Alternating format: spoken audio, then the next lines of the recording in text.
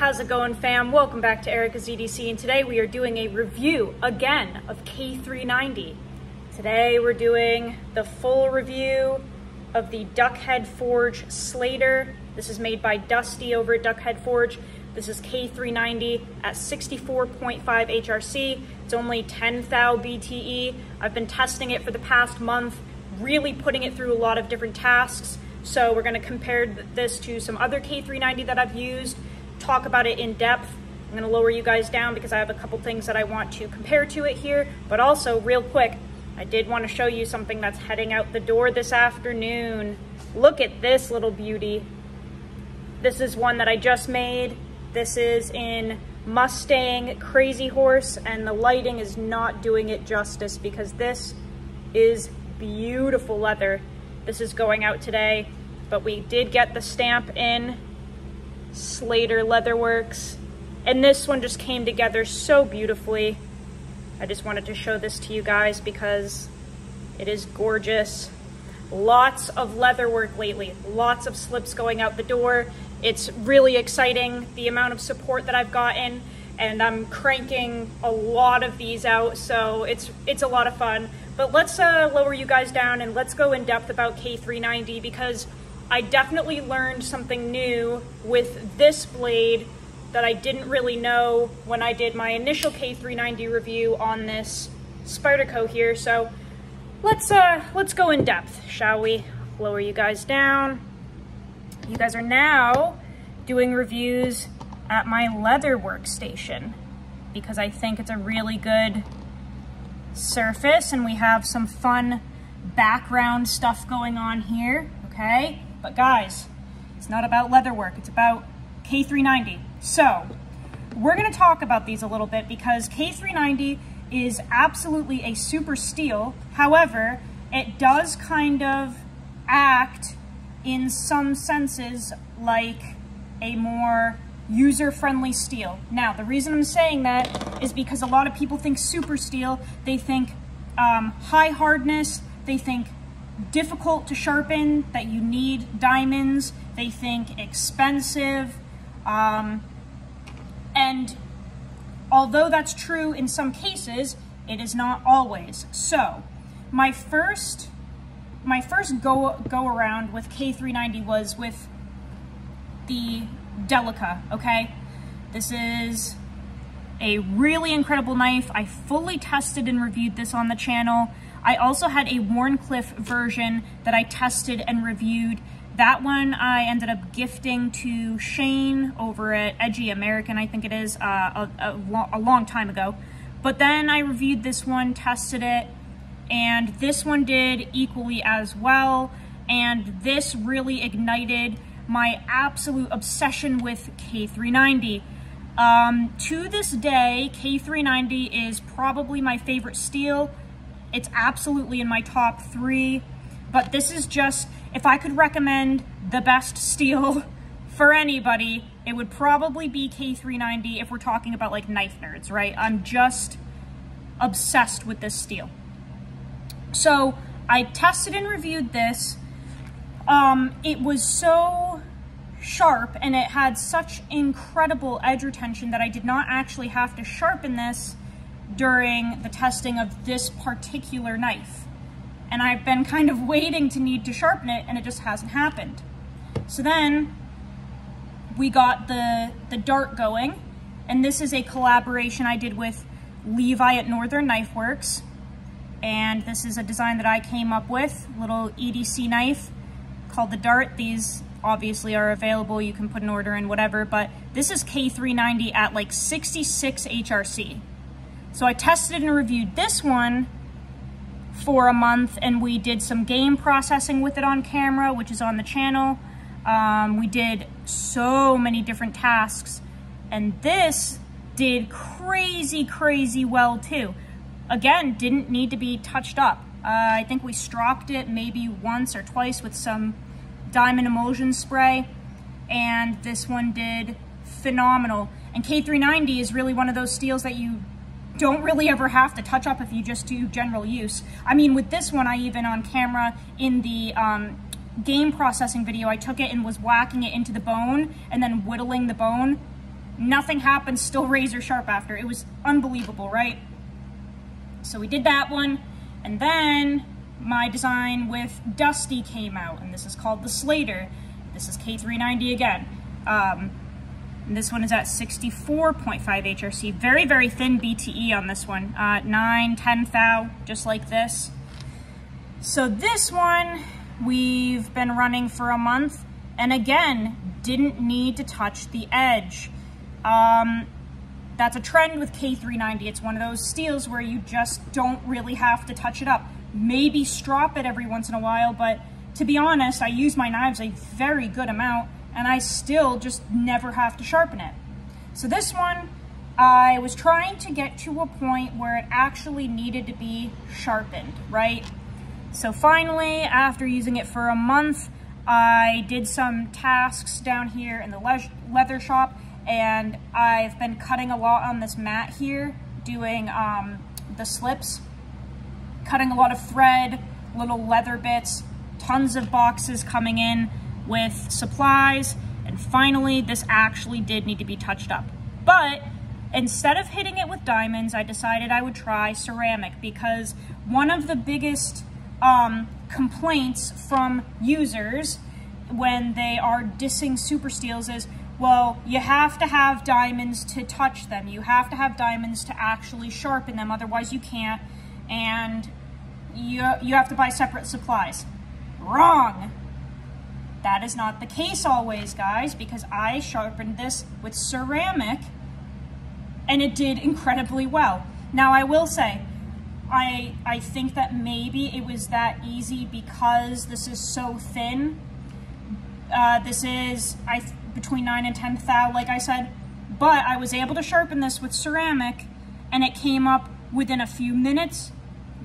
Crazy, stupid sharp, and I didn't have to touch it with diamonds at all. So that is something to report, because like I said, a lot of people have some misconceptions about super steel.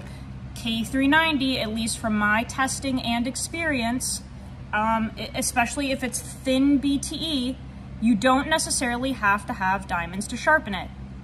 And actually what I did was I took one of those Work Sharp field sharpeners, the little pocket one with the ceramic rod on it, and that's how I touched it up. I didn't even do a full, real sharpening. I used the ceramic rod, just a few passes back and forth. Stupid razor sharp after. The reason I did that instead of doing a full progression was because I'm trying to debunk some of these myths and rumors that have been started about super steels. And like I said, one of the biggest ones is that you can't touch them up in the field, right? Because you need diamonds and you need this whole set. You don't.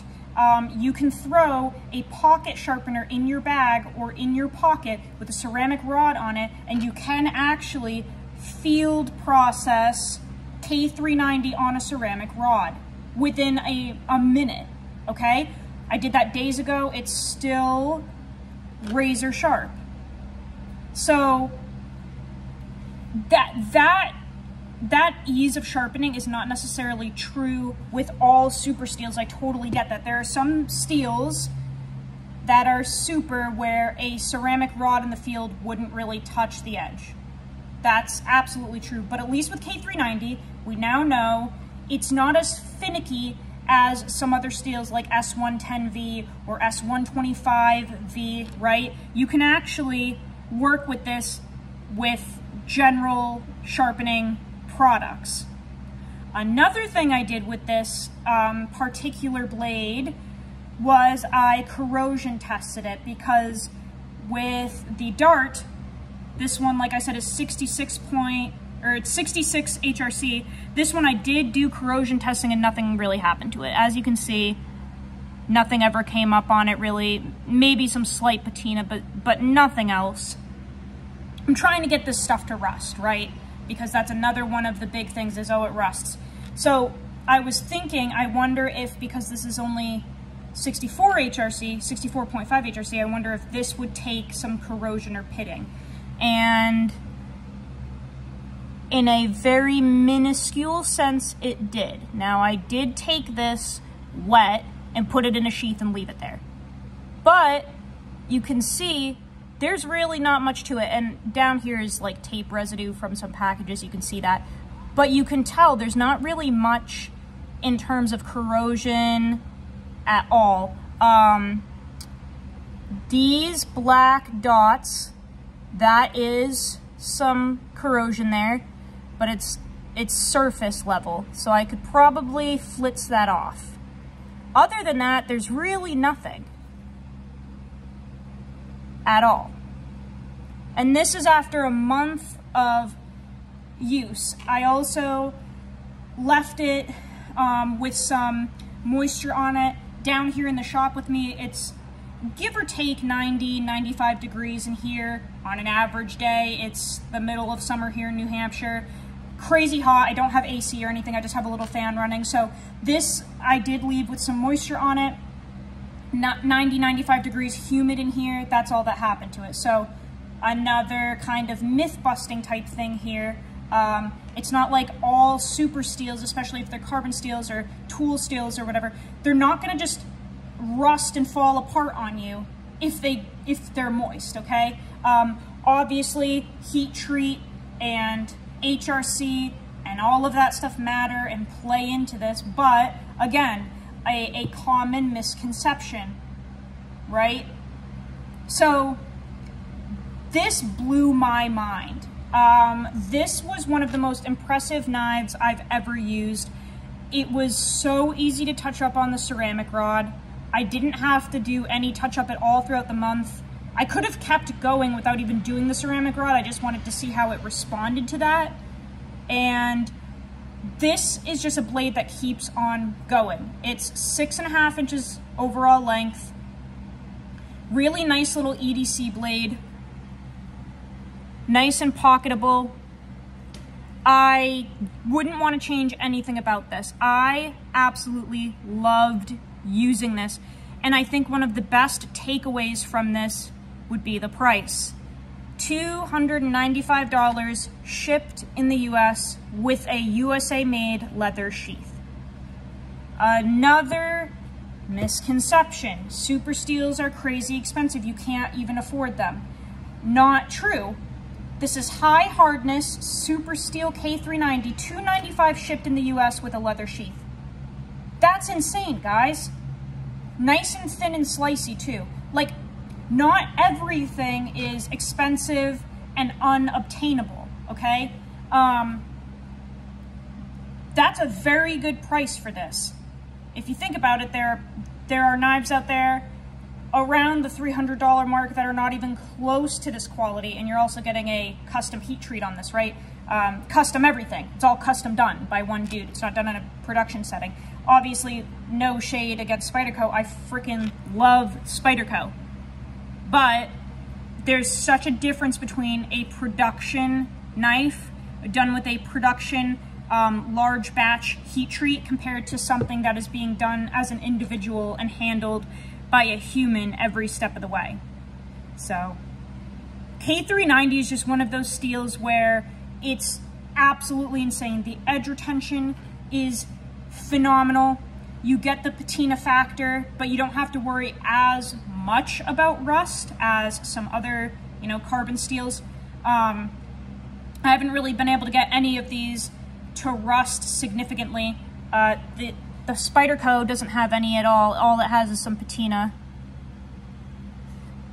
But it definitely is just a phenomenal steel.